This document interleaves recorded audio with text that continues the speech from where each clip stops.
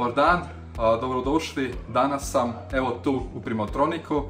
Devetron je došao da predstavi novu aparaturu, novu mjernu stanicu Nextac, koja je tu da nam more mjeriti signale za ljude u servisu, za tehničare što moraju brzo mjeriti, točno mjeriti, kvalitetno mjeriti.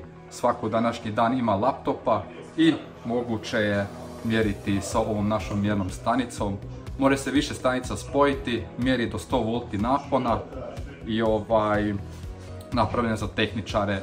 IP67 je začuvano i moguće je mjeriti sa običnim laptopima, svaki ima obični laptop sa sobom i moguće je spojiti više tih mjernih stanica zajedno.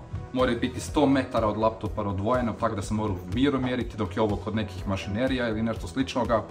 I ima 8 analognih ulaza, ima 2 KNFD-a, ima digitalne ulaze i izlaze i s time se more jednostavno jako puno tih stvari služiti.